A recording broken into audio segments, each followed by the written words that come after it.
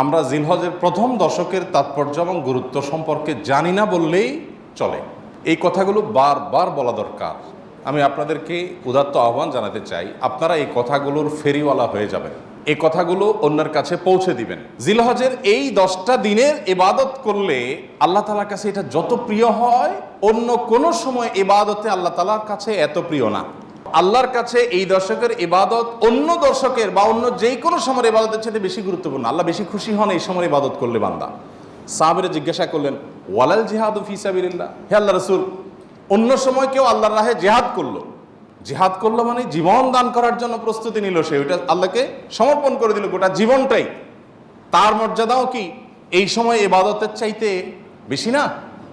তখন নবী সাল্লাল্লাহু আলাইহি ওয়াসাল্লাম বললেন, না, ওয়ালাল জিহাদু ফি সাবিলিল্লাহ, অন্য সময় জিহাদ করলেও এই সময় ইবাদতের সমান হয় না। তবে যদি অন্য সময় কেউ জিহাদে যে তার জীবন তার সম্পদ যা নিয়ে গেছে সব বিলীন করে উৎসর্গ করে দেয় আল্লাহকে খুশি করার জন্য, তার মর্যাদা সবকিছুর ঊর্ধ্বে, সেই মুজাহিদের কথা ভিন্ন। বাকি সাধারণ জিহাদের চাইতেও এই দশকের ইবাদতের মর্যাদা আল্লাহর কাছে অনেক বেশি। ভাইরা আমার, আমি খুব আকুতি করি সব জায়গায় সব সময় যে এই দশকের ইবাদত আমরা সাবকন্টিনেন্টের মানুষ আমরা জানি না। আমাদের মানুষকে জানাতে হবে, জানাবার জন্য কিছু কাজ করতে হবে। সাহাবীদের কেউ কেউ এই দশক শুরু হলে এই দশকের 10টা স্পেশাল আমল আছে, এই আমলগুলো করবার জন্য কেউ কেউ বাজারে চলে যেতেন, উদ্দেশ্য অন্যদেরকে জানানো। তো সেই দশকের আমলগুলো আমরা করবো তো ইনশাআল্লাহ। আমি সংক্ষেপে বলছি আমলগুলো কি কি। নাম্বার 1, আল্লাহকে বেশি বেশি স্মরণ করা, জিকির করা। আল্লাহ সুবহানাহু ওয়া তাআলা কোরআনে কারীমে বলেছেন, উযকুরুল্লাহ ফি আইয়ামিন মা'দুদাত, নির্দিষ্ট দিনগুলোতে তোমরা আল্লাহর জিকির করো, বেশি বেশি স্মরণ করো, আল্লাহর স্মরণটা বেশি বেশি হবে। এখন স্মার্টফোন, এটার এঙ্গেজমেন্ট আমাদেরকে আল্লাহর স্মরণ তো পরের কথা, দুনিয়ার অন্য কোনো কিছু স্মরণ করতে দেয় না। এজন্য এটা নিয়ন্ত্রণ করা ছাড়া মানুষ কখনো মুত্তাকি হওয়ার কোনো সুযোগ নাই। নেক্সট সূরাতে শয়তান আসে যে আমি তো ওয়াজ শুনি মোবাইলে, নেক্সট সূরাতে শয়তান আসে আমি তো কোরআন তেলাওয়াত শুনি। আরে ভাই, ওয়াজ শুনেন আর কোরআন তেলাওয়াত শুনেন, প্রত্যেকটা জিনিসের একটা লিমিটেশন আছে। ফরজ নামাজ চলে যাচ্ছে, আপনি মোবাইলে কোরআন তেলাওয়াত শুনতেছেন, সওয়াব হবে না গুনাহ হবে? আপনি ওয়াজ শোনার নাম দিয়া আজে বাজে জিনিসও দেখছেন, চান্সে এসে যাচ্ছে চোখের সামনে, ক্লিক করে দেখে ফেলছেন, তাহলে আপনার জন্য এই মোবাইল টিপাই জায়েজ নাই, কারণ আপনি নিয়ন্ত্রণ করতে পারেন না। ভাইরা আমার, এই দশকে আল্লাহর স্মরণ যেন হয়, সেজন্য অন্য সময়ের মতো বিশেষভাবে স্মার্টফোনের নিয়ন্ত্রণ খুব বেশি জরুরি, খুব বেশি জরুরি। আল্লাহ আমাদেরকে তৌফিক দান করুন। আল্লাহর স্মরণ কিভাবে করবেন? যত প্রকার জিকির আছে সেগুলো করবেন, কোরআন তেলাওয়াত, সকাল সন্ধ্যার জিকির, উঠতে বসতে জিকির, দোয়া, সেগুলো পড়বেন বেশি বেশি।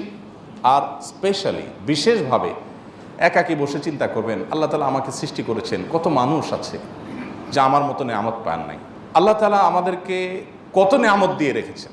সেদিন এক ভদ্রলোকের একটা প্রশিক্ষণে অংশগ্রহণ করেছে, উনি প্রশিক্ষণ দিতে গিয়ে একটা কথা বললেন যে ভাই, আমাদের সাথে শিম্পাঞ্জির মিল 99.কত% যেন উনি বললেন, অর্থাৎ 100-র কাছাকাছি, সামান্য একটু বেশ কম হওয়ার কারণে ও শিম্পাঞ্জি হয়েছে, আমি মানুষ হয়েছি। আল্লাহ তাআলা সৃষ্টি করছেন যে সব কিছুতে প্রায় কাছাকাছি, একটু পার্থক্য, এই জন্য আমি মানুষ হয়েছি, আর সো ওইটা হয়েছে।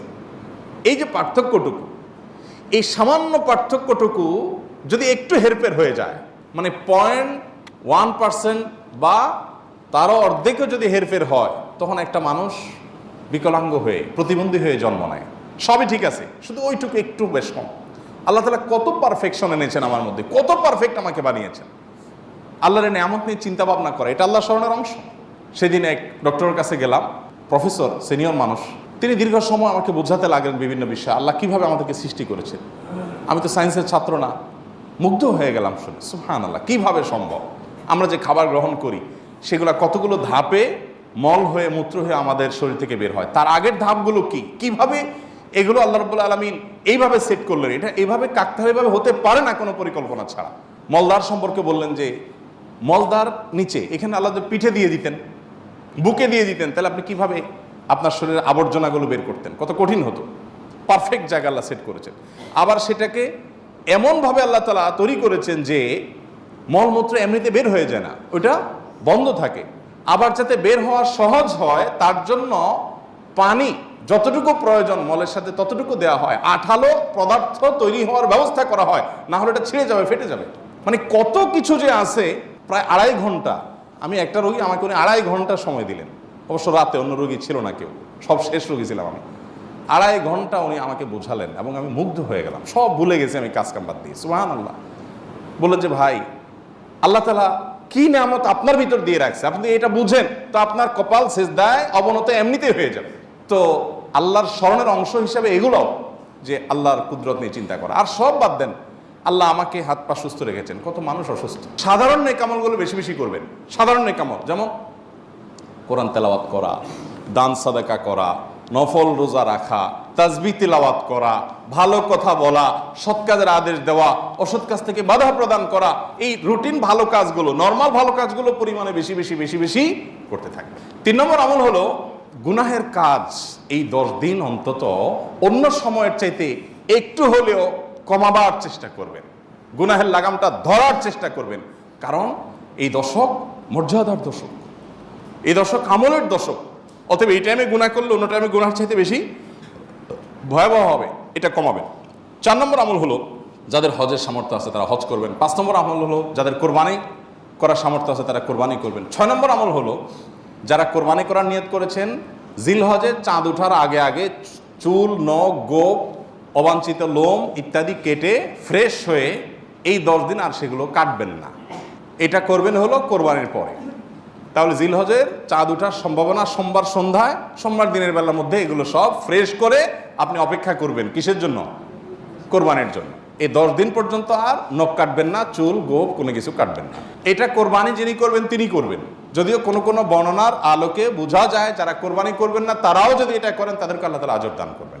7 নম্বর আমল হলো তাকবীর, তাহমিদ, তাহলিল বেশি বেশি পড়া।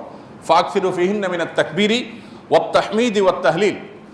নবী সাল্লাল্লাহু আলাইহি সাল্লাম বলেছেন এই দশক যখন শুরু হবে তখন তোমরা বেশি বেশি তাকবীর বলবে, মানে আল্লাহু আকবার বলবে, বেশি বেশি তাহলিল বলবে, বেশি বেশি তাহমিদ বলবে, লা ইলাহা ইল্লাল্লাহ বলবে, আলহামদুলিল্লাহ বলবে। এই জন্য এই 10 দিন পুরো সময় জুড়ে এটা করবেন। ওই যে বলছিলাম শুরুতে সাহাবী কথা, একজন সাহাবী এই দশক শুরু হলে বাজারে যেতেন শুধু কি জন্য? এই আমলটা করার জন্য। বাজারে যেয়ে সবাই বাজার কেনাকাটায় ব্যস্ত, উনি যে উচ্চস্বরে বলতেন আল্লাহু আকবার, আল্লাহু আকবার, লা ইলাহা ইল্লাল্লাহ, আল্লাহু আকবার, আল্লাহু আকবার, ওয়ালিল্লাহিল হামদ। এর উনি বাজারে গিয়ে বলতেন। উদ্দেশ্য কি? অন্যদের যত স্মরণ। এখন আপনি ভূমিপল্লীতে কয়েকটা দোকান আছে অথবা চিটাগাঙ্গে বাজার আছে, আপনি বাজারে যায়া সবাই কেনাকাটায় খুব সিরিয়াস মুডে আছে, আপনি যাই যদি সেখানে জোরে জোরে বলেন আল্লাহু আকবার, আল্লাহু আকবার, লা ইলাহা ইল্লাল্লাহ, আল্লাহু আকবার, আল্লাহু আকবার, ওয়ালিল্লাহিল হামদ, কি হবে দৃশ্যটা বলেন তো? এটা আপনি যদি বলেন সবার মধ্যে, অনেক লোক বাজারে, মাঝ বাজারে জমজমাট, আপনি যে জোরে জোরে এটা বললেন, কি করবে সবাই? সবাই তাকায় বলবে ব্যাপার কি, সমস্যা আছে নি, কোনো অসুস্থতা আছে কিনা বেচারা, এটা না বলবে। ওই যে সবাই যে অসুস্থ, সবার যে ইমানের রোগ, তাকওয়ার রোগ, এই জন্য সুস্থ মানুষকে কি মনে হয়? অসুস্থ মনে হয়, কারণ এটা তো দেখতে অভ্যস্ত না সে। আমি এই জন্য বলি ভাই, এই সুন্নতটা ওই সাহাবীর সুন্নাত জিন্দার নিয়তে একটু দোকানে যায়, যা সবাই চা খাচ্ছে একটু একটু চিৎকার করে বলার দরকার, একটু জোরে বলেন যাতে তারা শুনে।